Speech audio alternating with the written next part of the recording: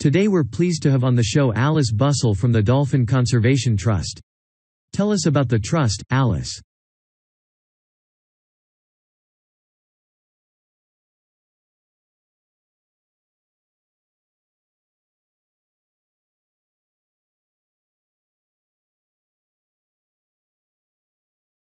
Well, obviously its purpose is to protect dolphins in seas all around the world.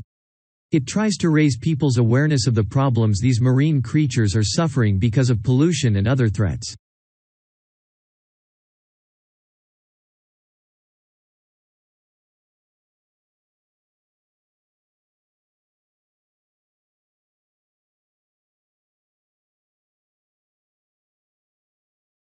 It started 10 years ago and it's one of the fastest growing animal charities in the country, although it's still fairly small compared with the big players in animal protection.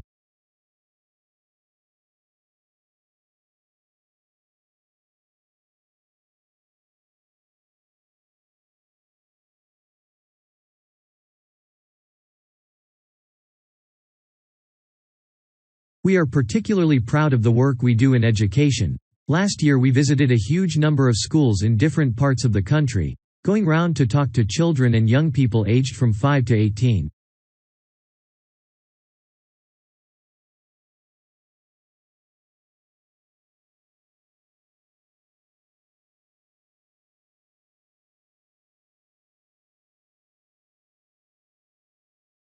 In fact, about 35% of our members are children. The charity uses its money to support campaigns, for example, for changes in fishing policy and so forth.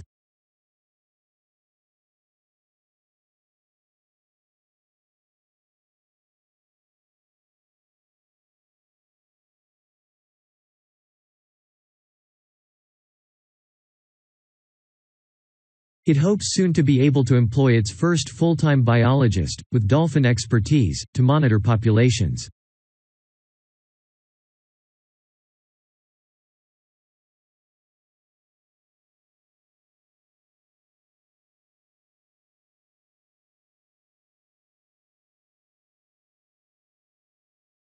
Of course, many people give their services on a voluntary basis and we now have volunteers working in observation, office work and other things. I should also tell you about the award we won from the Charity Commission last year, for our work in education.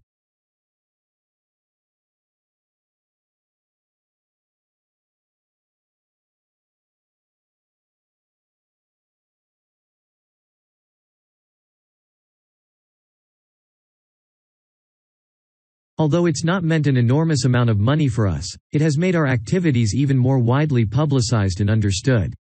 In the long term it may not bring in extra members, but we're hoping it'll have this effect.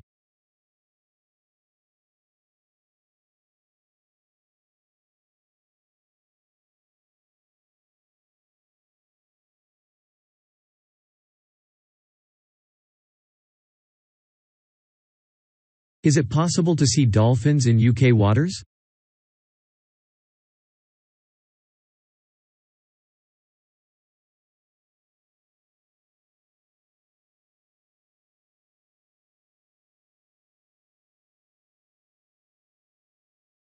Yes, in several locations. And we have a big project in the east part of Scotland.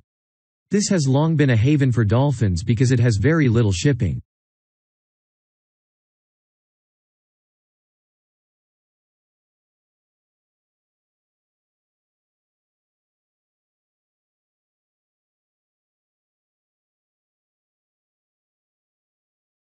However, that may be about to change soon because oil companies want to increase exploration there. We're campaigning against this because, although there'll be little pollution from oil, exploration creates a lot of underwater noise.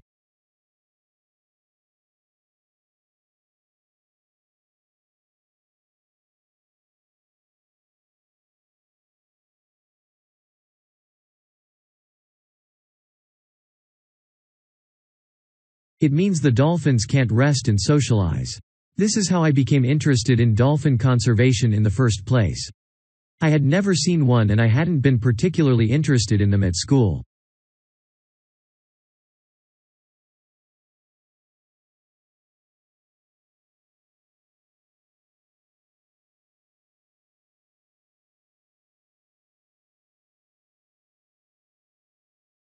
Then I came across this story about a family of dolphins who had to leave their home in the Moray Firth because of the oil companies and about a child who campaigned to save them. I couldn't put the book down, I was hooked.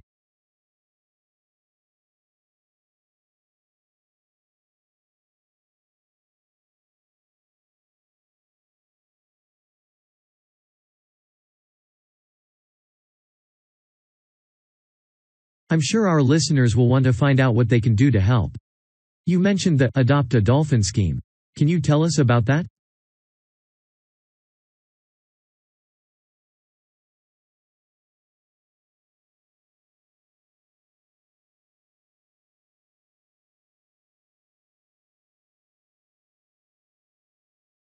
Of course. People can choose one of our dolphins to sponsor.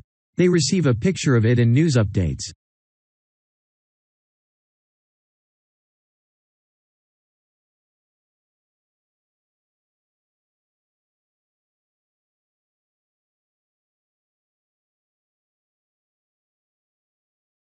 I'd like to tell you about 4 which are currently being adopted by our members: Moondancer, Echo, Kiwi and Samson.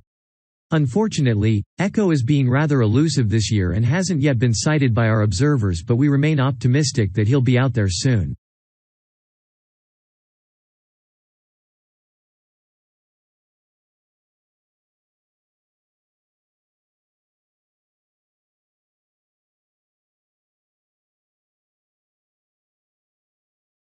All the others have been out in force. Samson and Moondancer are often photographed together, but it is Kiwi who's our real character, as she seems to love coming up close for the cameras and we've captured her on film hundreds of times.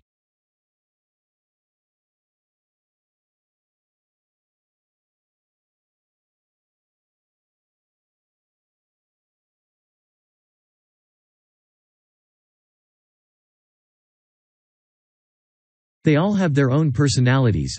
Moondancer is very elegant and curves out and into the water very smoothly, whereas Samson has a lot of energy. He's always leaping out of the water with great vigor.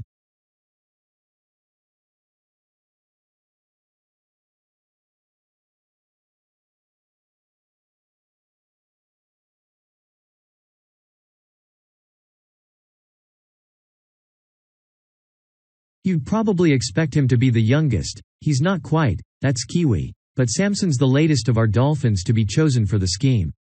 Kiwi makes a lot of noise, so we can often pick her out straight away.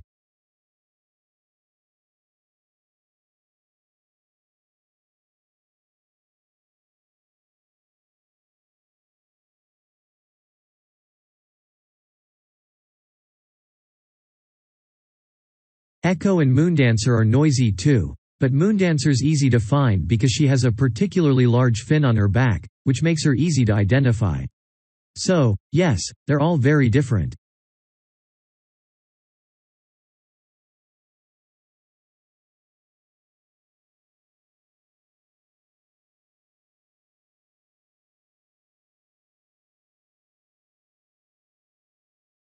Well, they sound a fascinating group.